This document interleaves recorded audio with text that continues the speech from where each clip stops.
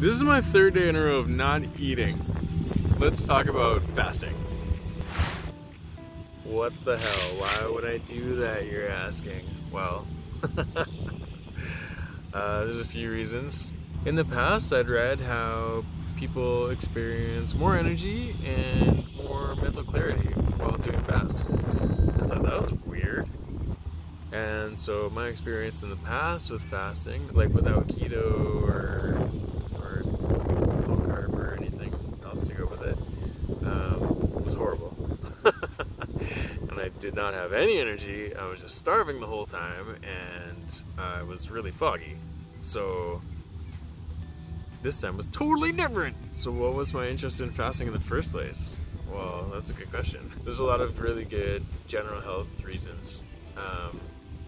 One being autophagy.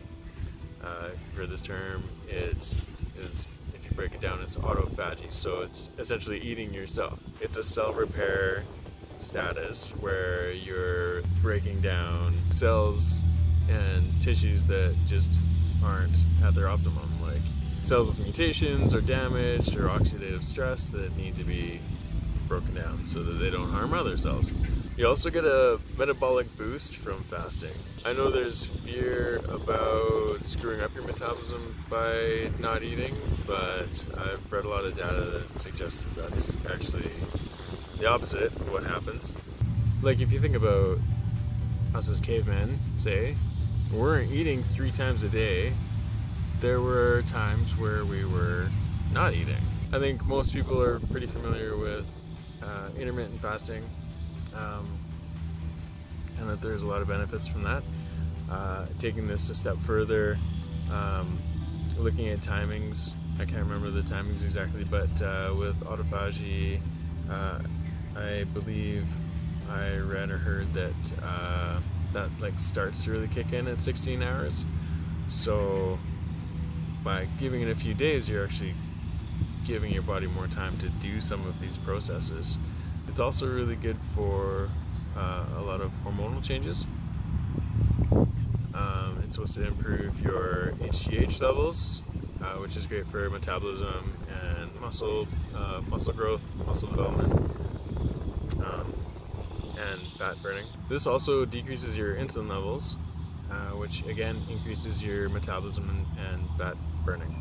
And another reason that I was curious to do this is because I wanted to challenge my relationship with food. Don't get me wrong, obviously I love food. But there's a certain power, I think, that food has over us. And yeah, I was just curious to challenge that and play with it and just be observant of the way that food controls my day or my thoughts or my body. So yeah, those are essentially the 3 reasons. I'm going to tell you a little bit about my first couple of longer fasts. My first one was 36 hours, so a day. 2 nights in a day. Sandwiching it between nights is the easiest way because you're sleeping for most of the time. That first one was not brutal. It was challenging for sure. I think one of the things that made it a little bit easier was because I had been eating keto.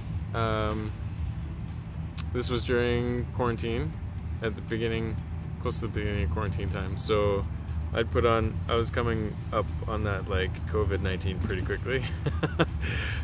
So I had a really hard time. I was really struggling with motivation around working out at home. And so I decided that I was gonna really like just clean up the diet because it was getting a little bit too easy to just eat whatever. A lot of snacking and stuff. And I'd been curious about fasting, like extended fasts, for a while. I've been intermittent fasting 16/8 and longer for months now already. But doing keto, I think, really helped going into these fasts, because I was already not fighting against like the insulin peaks and valleys. I already don't have that big a problem with sugar in general. Like, I don't have a huge sweet tooth, although in the last few years it's kind of been developing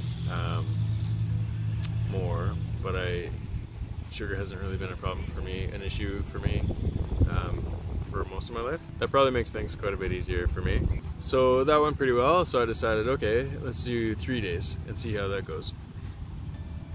And that one was really interesting.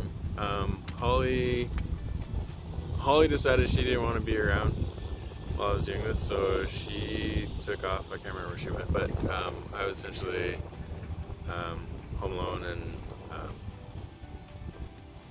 just left to my own devices, which made it easier because there wasn't food around to be tempting me. What I witnessed was really enlightening and interesting. I kind of equate this to quitting smoking, actually, where they say you have to, one of the reasons that quitting smoking is so difficult is because you have to break like each habit.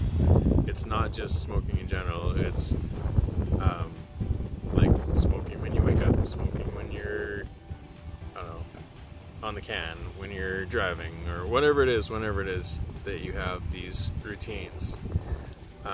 So with food, same thing. I found that at certain times of day, when I was thinking about certain people, because when you have people that you eat with, it was just that kind of trigger. Times of day, TV, watching TV, just like that, like wanting to mindlessly like eat at the same time. But the other thing about TV was that I noticed that there's so much more eating on TV than there used to be. And the theory that I have is that because actors aren't smoking on TV anymore, they need something to do with their hands, so they're eating more. So things that I wouldn't normally crave, it was like, oh, they're having whatever. They're having hot dogs, and man, they look good. I want a hot dog so bad. And then like the next thing they're eating something else. I'm like, oh man. I've also found that I've been really interested in recipe development during this whole time. Like, I don't know why, but I feel like I'm really clear about flavors. The stuff I've been coming up with has been really fun and imaginative, and I think the combinations are really awesome. And one other impulse that I found that I was having was that I'd be sitting in, like a time of day kind of thing, I'd be sitting in the living room working on my computer, and I'd find that I'd just like around noon or early afternoon, and then again in the evening, I'd be fighting my body from like, I'd just have these urges to like get up and like walk to the kitchen, and I'd like, for like 10 minutes in a row, I would feel like my body was just like ready to like move over there, and I'm like, no bro, you're good, you don't have to go over there for anything, it's fine. So yeah. But in general, I found that first 3-day fast way easier than I expected it to. And again, I think partly because of keto, and partly because having already done that other 36-hour one leading into it. I don't recommend just like jumping into a 3-day fast. I think it can be really hard. I mean, my willpower is pretty awesome when it comes to like challenges. If I have a set time frame, that's massive for me. Then I can like commit to whatever if I've got a set time frame. There were times where if I didn't have that goal, that time commitment, then like if I was just doing it randomly, I totally would have broke. And so I found that, like, man, my energy and my concentration was really good. Oh, one other thing I want to mention. So that first, the 36-hour one, was just water and salt. And the 3-day one was bone broth once a day and water and salt. This time I'm being a little bit more flexible. I think I'm doing like maybe 2 cups of bone broth a day and water and salt. And I'm also using electrolytes this time. I have electrolyte mix that doesn't have any calories and it's sugar-free. And yeah, I found that like my energy was great. I think I was sleeping better, if I remember correctly. My concentration was good too. I felt really clear-headed. Both times, actually all 3 times, this one included, I did not make it easy on myself. I spent a whole whack of time online looking at people's food videos. Like, I was brainstorming a bunch of stuff for the website, and I was like researching a bunch of things and like following a bunch of new people.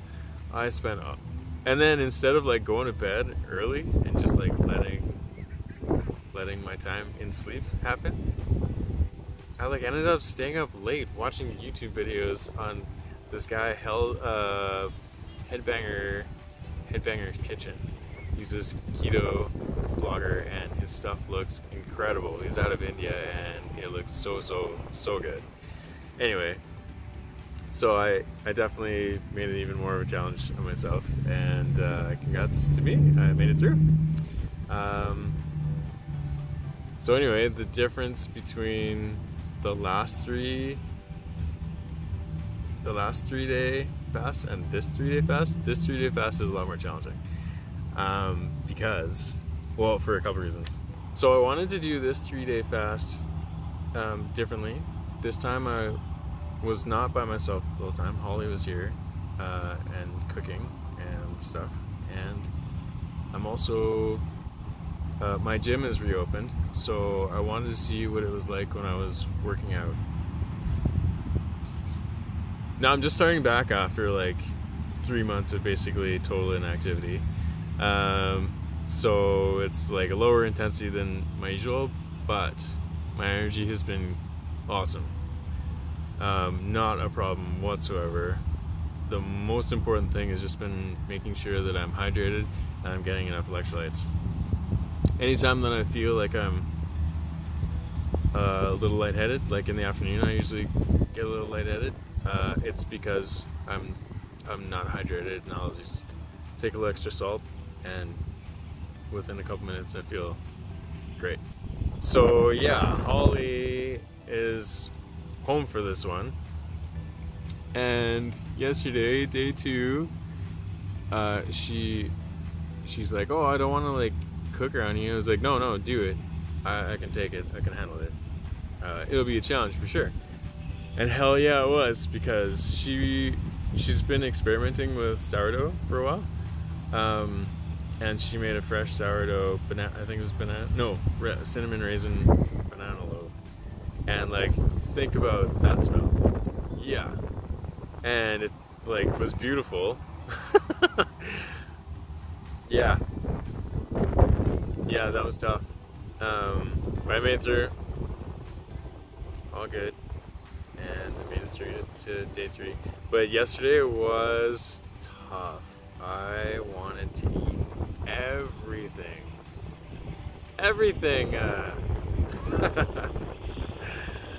But like I said, I'm committed to my 3 days, so through it I will get. Anyway, so that's basically my experience. I would love to hear about your experiences, questions, concerns, and thoughts around fasting.